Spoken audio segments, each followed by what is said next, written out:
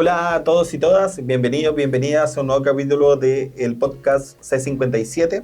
Hoy día estamos muy contentos por la invitación que aceptó, en este caso, don Patricio Ortega, estudiante de Antropología, Centro Estudiante de Antropología y parte también de la mesa interina de la Federación de Estudiantes de la Universidad de Los Lagos.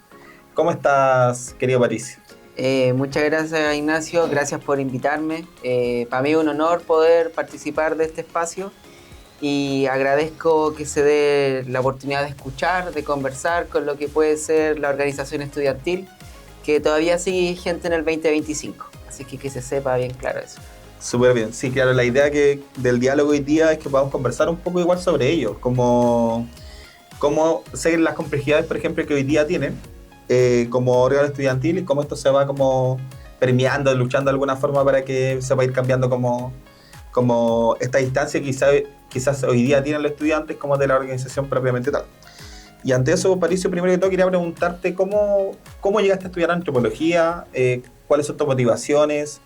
Entiendo que no eres de acá de Osorno propiamente tal, y qué también te llevó como a involucrarte más social políticamente.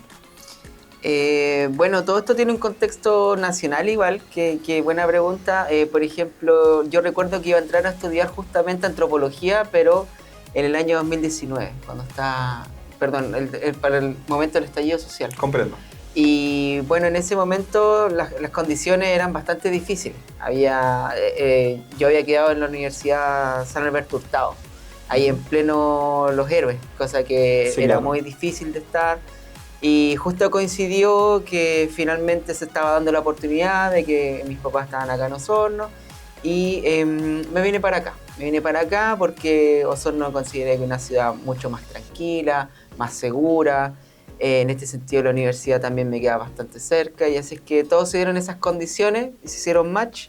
Y aquí estoy hace 5 años, más o menos, que llegué a la ciudad de Osorno. Bueno, también la fortuna de que justamente la Universidad de Los Lagos imparte antropología, lo cual en ese momento es una carrera que lleva como 1 o 2 años Claro, recién. estás iniciando como en esos años. Sí, sí, así es que también coincidió justamente. Así es que eso fue lo que me llevó a venirme acá al sur, acá. ¿Te ha gustado el sur? Sí, sí, tiene lo suyo, me gusta harto. Los paisajes son... A veces uno no valora lo que tiene, lo digo porque mucha gente dice que esta puede ser una ciudad fome, etc. No lo creo, para nada. Allá en Santiago, de verdad que todo es cemento. Acá todo tiene vida igual. Y en ese sentido es súper ríos, plaza, árboles, naturaleza. Eso no es común. Eso Claro hay que que estar sí. acá para valorarlo.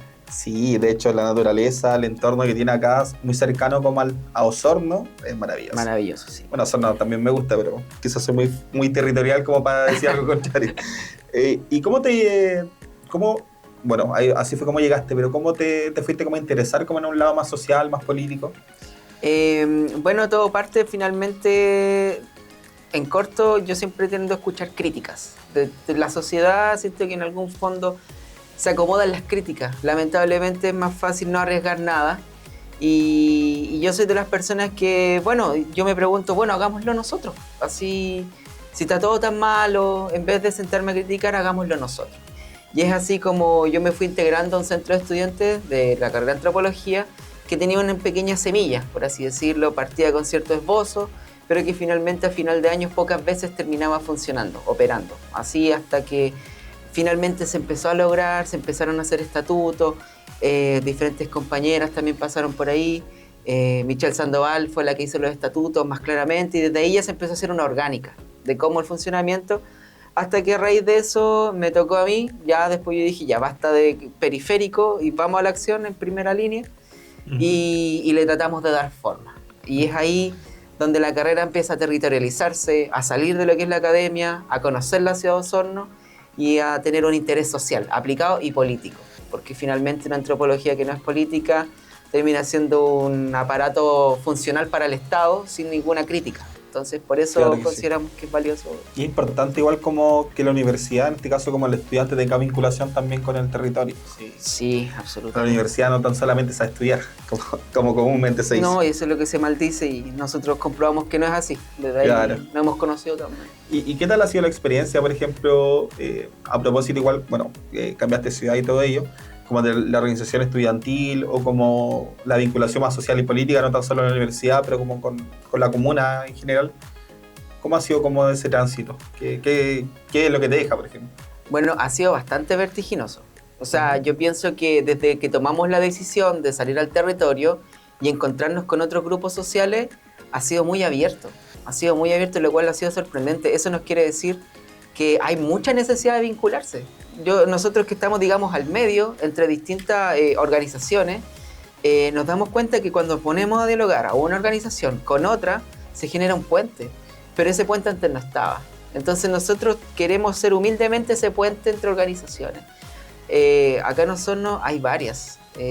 Hoy día estamos trabajando con la coordinadora de expresos políticos de Osorno, también estamos armando un grupo de candombe y queremos ir viendo, hay otras posibilidades también con la comunidad Cuifinehuen en Franque.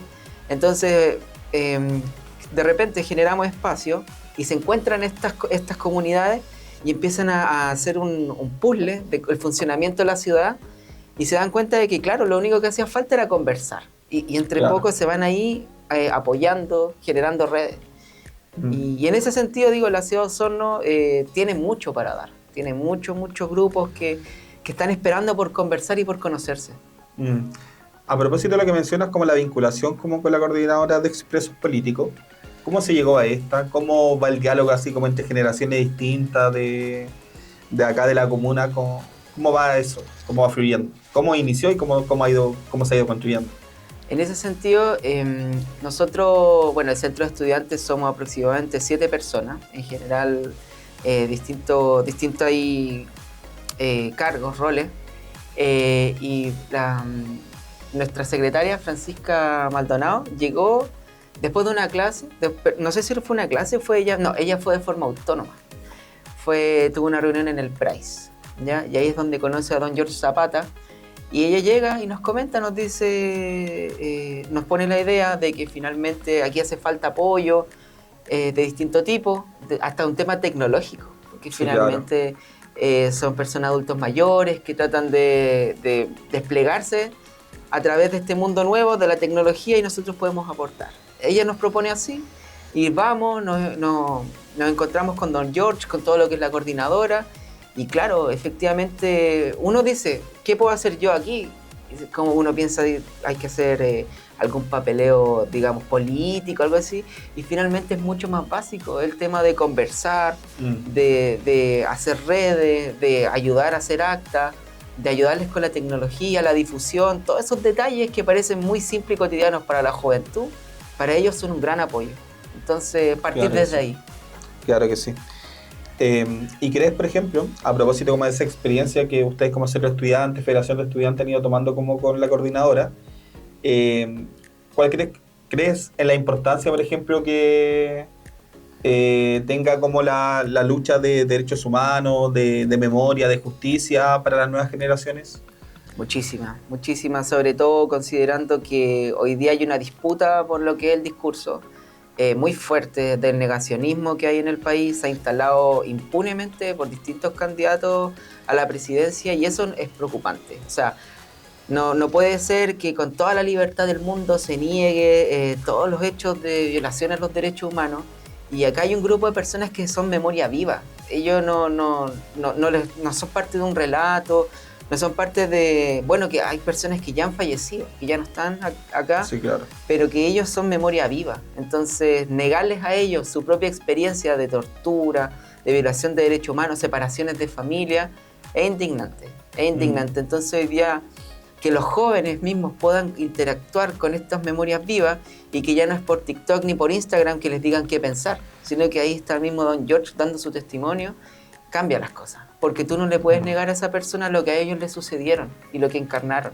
Entonces, eso es distinto, eso es humanizar estos discursos. Sí, claro. Y también tan vigente a propósito del negacionismo que hoy día de alguna forma se ve en la política, se ve en los candidatos presidenciales también.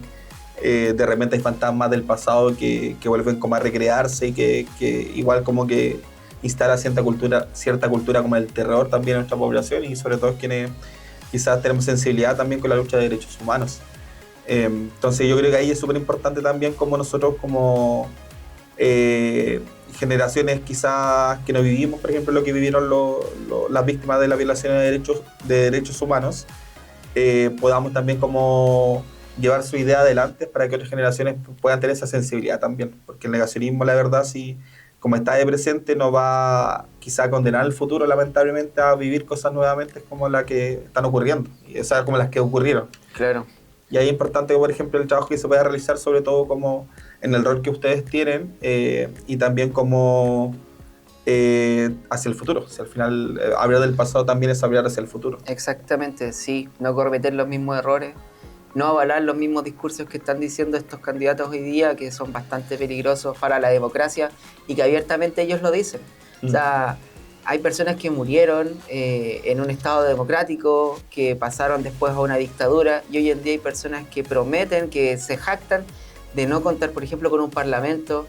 Las personas, yo no sé si pueden entender lo que significa eso, pero es básicamente volver al 73. Entonces, como tú bien has dicho, de verdad que eso puede ser algo muy doloroso para personas que tuvieron experiencias directas con la dictadura. Entonces, claro, es importante. Mira, tú, la verdad es que no es tan común actualmente ver la juventud como interiorizada como con la política. De hecho, cada vez está más ausente. Podemos conversar quizá un poco sobre los detalles de ello. Sin embargo, tú estás liderando, por ejemplo, hoy día un centro estudiante, una federación de estudiantes, tienes pensamiento crítico igual súper ampliado como en lo social, por compromiso personal, familiar quizás, pero también como a propósito del rol que hoy día estás tomando, bueno, por tu carrera también. Y quería preguntarte como sobre la juventud, como a propósito igual como quizás no sé si es conexión, quizás como nos puedas comentar un poco cómo la juventud de hoy día está viendo como los procesos sociales, como los procesos políticos, hay un desencanto o no, qué es lo que piensan, quizás como para ayudar quizás a interiorizarnos igual un poco sobre ello. A ver, en el presente yo creo que es un poco... Es difícil asumir roles políticos públicos. Yo creo que lamentablemente la política, a nivel general, si al nivel más nacional, se ha generado un rechazo. Un rechazo a cualquier persona que se trate de llamar político. Y eso ha calado hondo en la sociedad. Entonces, en ese sentido, nadie quiere arriesgarse, nadie quiere estar ahí, nadie quiere mostrar sus ideas, porque finalmente se corre un riesgo. Es un riesgo igual bastante alto, pero necesario. Por ejemplo, si alguien tiene ciertas ideas de algún partido y alguien comete un error, se lo endosan a una persona y finalmente van destruyendo y calando en la política. A mí me parece grave un poco eso de no separar un poco las cosas. Entonces, en ese sentido, yo creo que hoy día la juventud lo que menos quiere es correr ese riesgo social, porque igual es importante. Yo creo que lo primero que hay que hacer para poder construir alguna organización social es partir por la concientización, partir por ahí. O sea, los estudiantes tienen que entender que su rol en la sociedad es vital, son el futuro del país, futuro y presente, son ciudadanos, votantes, tienen que estar conscientes. Es por ello que nosotros actualmente en la mesa hemos decidido llevar adelante conversatorios para que se hablen de estos temas, porque finalmente hay candidatos de extrema derecha que están buscando cortar beneficios sociales que los estudiantes, yo diría que el 80-90% de la Universidad de Los Lagos estudia gratuitamente. La mayoría tal vez tienen familiares que reciben la PGU y que aún así pretenden quizás acercarse más a la derecha, a cortar beneficios sociales. Y entonces por ello que es mejor que hablemos los temas, más allá de criticar, de hacer bandos, conversemos finalmente de lo que a uno le afecta en el cotidiano. Entonces es ahí donde uno tiene que hablar a lo que realmente te va a afectar a ti en el presente, no en una lucha ideológica que tanto lo quieren llevar ahí, sino que en el presente, compañero, usted será capaz de pagar 500.000 pesos mensuales para usted poder estudiar. ¿Será fiable eso? Entonces es ahí donde tenemos que, puede ser que algo me estén haciendo alguna trampilla y yo no me esté dando cuenta. Totalmente. ¿Sabes que la mañana conversaba, a propósito, planteo en la feria que tuvimos en el marco de la campaña que estamos llevando adelante, con un vecino que me planteaba él de su posición como persona política, sindicalista, me comentaba lo que la gente tiene que entender de alguna forma es que cuando la derecha dice achicar el Estado es quitar beneficios sociales. Entonces, cual sea de los beneficios sociales, porque ahí finalmente el candidato de derecha, extrema derecha de los que están hoy día postulando, puede plantear como quitar A, B, C, pero viene un resentimiento, un dolor en realidad para el bolsillo, en este caso un beneficio como para la propia comunidad, que como tú bien dices, en el caso del estudiante, por ejemplo, puede significar en cuanto al pago, puede significar en cuanto a la Junaev, Claro, puede significar en cuanto a las pensiones también de adultos mayores, puede significar con respecto al sueldo mínimo, las horas laborales que se trabajan, etcétera. Entonces, de que se va a sufrir al menos de alguna forma como achicando el Estado es como complejo. Al menos yo tengo la posición política de que, si bien entiendo de que hay que dinamizar el Estado, de hacerlo de que se vaya como reconstruyendo de alguna forma, actualizarlo y que pueda hacerse un poco más sentido a la comunidad para llegar de mejor manera posible, en ningún caso creo que haya que achicar el Estado. claro, no, estoy de acuerdo, o sea, los cambios, dinamizar, como llamas tú, igualmente hay que hacer cambios, efectivamente, Sí, claro. pero de ahí a privatizar todo, o incluso, como dijo Kass, hipotecar las propias casas de los adultos mayores para poder tener una pensión, ya me parece que estamos tocando fondo como sociedad, y si los jóvenes están de acuerdo con esa idea, no saben lo que les espera en el futuro. O sea, Claro. realmente hay que tener conciencia ahora para después no pasar hambre. De hecho, hay como una idea que se contrapone, que depende de quién lo diga, en cuanto al sector político tal vez, porque la derecha tiene la idea de que el Estado esté presente donde el mercado no llega. Claro. Al menos nosotros somos defensores de la idea de que el mercado pueda estar presente cuando el Estado no llega. Porque hay muchas cosas que en realidad tienen que ver como con dolores propios del país, donde el Estado sí tiene que estar presente porque, no sé, por ejemplo, por decir un caso, la conectividad. Hoy día, por ejemplo, hay lugares de conectividad donde el Estado no está presente, o sea, donde el Estado no está presente y tampoco está presente el privado. Claro. O sea, hay sectores, por ejemplo, Caracol, que lo conversaba antes San Pablo también a propósito de una actividad que tuvimos, que me dicen que si no, la gente no se mueve por sus propios medios, no puede llegar ni a San Pablo, ni a Osorno, ni que hay en el Carpio. Entonces, pasa eso en ello, pasa también como con la educación, pasa también con la salud. Entonces, yo la verdad no creo en realidad de que el mercado tenga que regir la política nacional. Puede ser una herramienta, obviamente, no sería una disputa como entre el mundo público y el mundo privado, pero sí que en realidad hay una base común para la totalidad de las personas para poder acceder como a instituciones públicas y que en realidad pueden ser en beneficio propio de la comunidad. Y de ahí empezamos a ordenar todo lo demás, pero al menos debe haber una base sólida para la población. Sí, marcar ciertos límites está bien. O sea, el mercado se puede encargar de cierto punto, pero el Estado tiene que garantizar otros. Y partir desde ahí y todo bien, todo bien. Con esa base está todo que sí, delimitar todo está. Súper. Patricio, quería como que conversemos un poco sobre tu tesis. De hecho, me llamó bastante la atención a propósito de lo que estamos comentando con anterioridad, que el pasado ferroviario de Osorno. Cuéntanos un poco sobre cómo surgió eso y cómo va.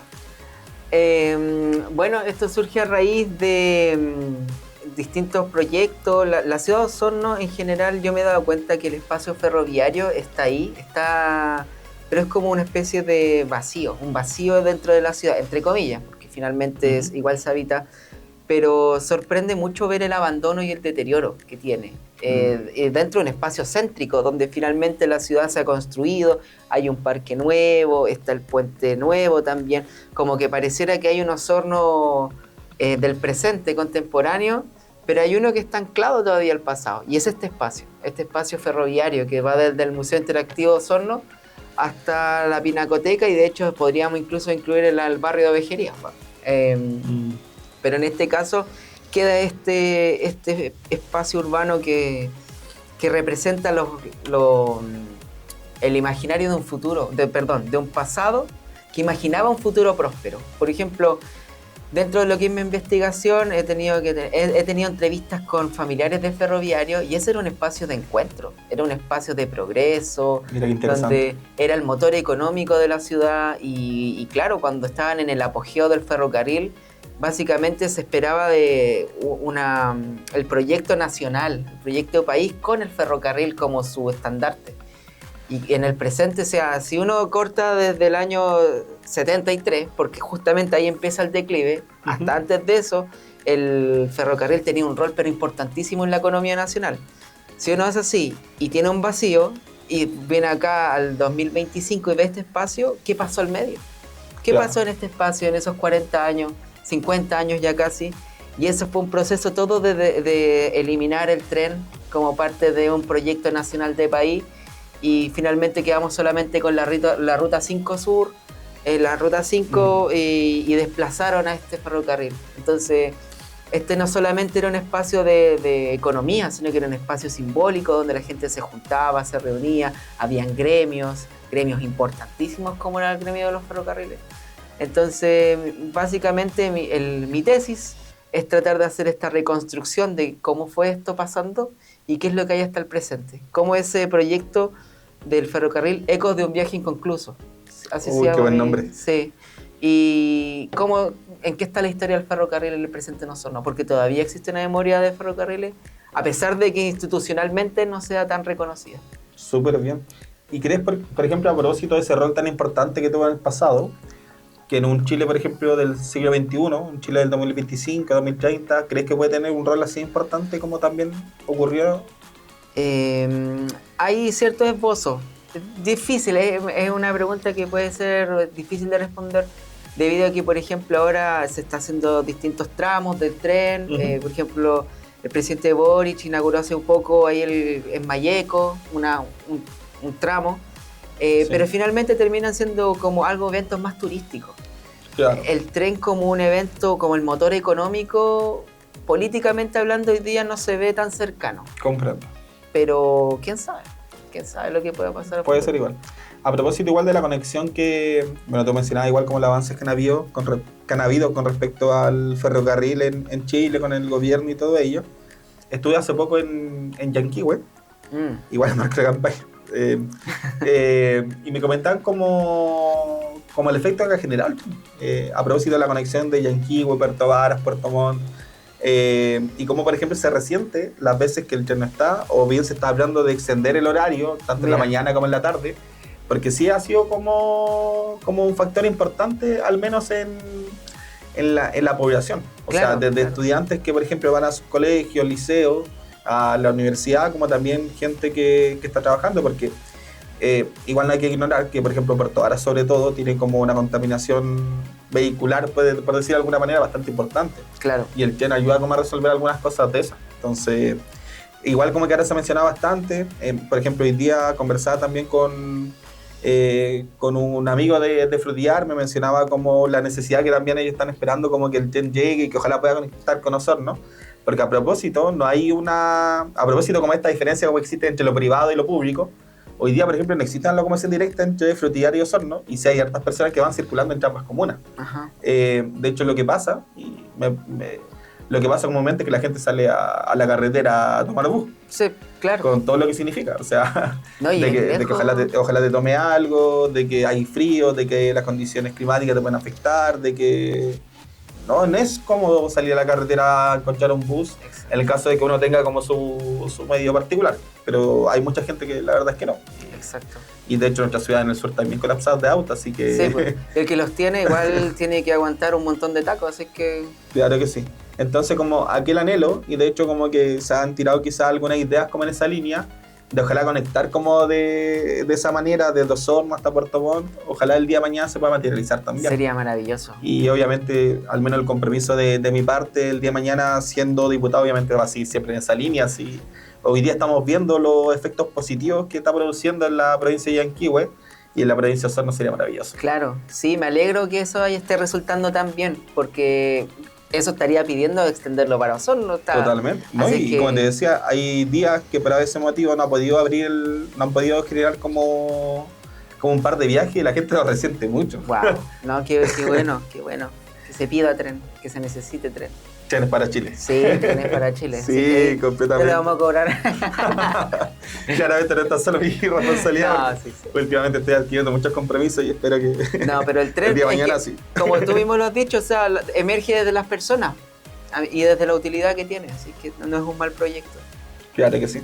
Patricio, como en base igual a todo lo que hemos ido conversando, si tuvieras como que darle un mensaje o crítica, en realidad como palabra abierta con respecto a eso, como hacia la política, como desde tu rol como dirigente estudiantil, como joven, ¿cuál sería? Difícil, porque justamente lo primero que uno hace es la crítica. Es como lo más fácil y tentador. Sí. No, y dale nomás, sí. Pero realmente en este sentido, yo creo que la reflexión, más allá de hacer una crítica, lo haría... ¿Tú te refieres un poco a los políticos per se? ¿O a la sociedad? Política, a quienes hacen política, los políticos. Ya. Bueno, en este caso, a los políticos. Yo diría que respeten un poco lo que son los compromisos. Que yo creo que eso ha dejado en deuda transversalmente a la política. Transversalmente. Entonces, que de repente hay situaciones donde la ciudadanía pide mucho y efectivamente toman todos los compromisos. Ya podemos ver lo que pasa en Argentina, que se asumen un montón de sueños y esperanzas y finalmente terminan un colapso. Esperemos que acá en Chile no pase con ningún político en general, independiente de quién tome el poder. A nadie le conviene que le vaya mal un político, perdón. Ahí en ese sentido, esas mezquindades políticas de como no lo hice yo, te jodo, y finalmente un proyecto que puede ser beneficioso para todos. Y en ese sentido yo creo que uno, priorizar la construcción de un país bueno, estable, ya sea de donde venga. Está bien, hablamos un poco de lo que es el mercado y lo público. Hay proyectos que atentan directamente contra la ciudadanía a través de los privados y hay otros que tal vez puedan llegar a facilitar ciertas cosas. Y en ese sentido hay que también ser constructivo y encontrar matices. Yo dudo que todo lo que hagan los políticos esté malo del todo. Hay muchas cosas que se han hecho bien. Por algo este país tampoco está como insisto, perdón por citar a los vecinos, como Perú tal vez, que tiene cambios de gobierno, 10 presidentes en 9 años, acá en Argentina y así, tantos caos políticos. Chile de algo que sí puede llegar a ser un país confiable, es por su estabilidad política. A pesar de que los ciudadanos estén muy desencantados, y los políticos haciendo pero leña con eso, muchos políticos de derecha particularmente que hablan de que el Estado es un destrozo, un despojo, y lo único que ha hecho Chile es crecer como Estado, no hacer migajas con eso. Primero, ser constructivo y segundo, cumplir.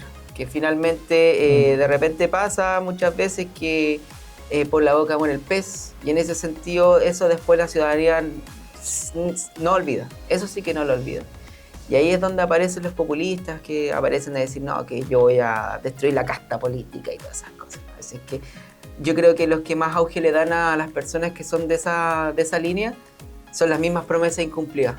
Entonces hay que tener cuidado con eso también. Eso, claro. Esas dos cosas. Bueno, diría Gramsci que en los claroscuros aparecen los demonios. Exactamente. Mejor explicado posible. Patricio, bueno, hemos ido hablando de diferentes cosas, de memoria, de política, de la juventud, de trenes, y la verdad yo creo que es un mensaje importante teniendo en consideración, ya como para ir cerrando, de que en el sur hay talento, que en el sur hay ideas, que desde el sur podemos impulsar cambios, de que hay personas pensando, que hay personas proyectando, que hay personas haciendo política, y por eso para nosotros igual la centralidad es que la gente del sur esté primero. Parte igual de la idea de este podcast es ir conversando también con diferentes personas que hacen cosas, que hacen política, que se articulan socialmente y culturalmente. Entonces en ese sentido muy agradecido de la invitación, de que hayas aceptado la invitación, Patricio, de haberte tenido por acá y decirle, bueno, en realidad que te puedas despedir, y decirles también que estaremos viéndonos en otro capítulo del podcast C57, pero por favor, Patricio, ¿algún mensaje final? Más que nada agradecerte, Jaime, de verdad que confío mucho en ti, yo sé que eres una persona que va por un buen camino, hemos conversado hartas cosas, de verdad que se necesita gente que arriesgue, gente que realmente esté comprometida con sus convicciones y en ese sentido, de verdad que me da mucha confianza que tú estés ahí representándonos igual desde el sur, así es que tengo toda la fe que te va a ir súper bien, y eso más que nada, agradecerte también la invitación. De verdad que cuando insisto es fácil sentarse a criticar, pero igual hay gente como tú que sí se pone la 10 y va, a pesar de todas las cosas que después puedan decir, no, es la cuestión, ahí estás tú. Así que dale nomás con lo que estáis haciendo y que te vaya muy bien, compañero. Así que eso, agradecerte la invitación. Muchas gracias, compita. Nos vemos, que estén muy bien. Chao.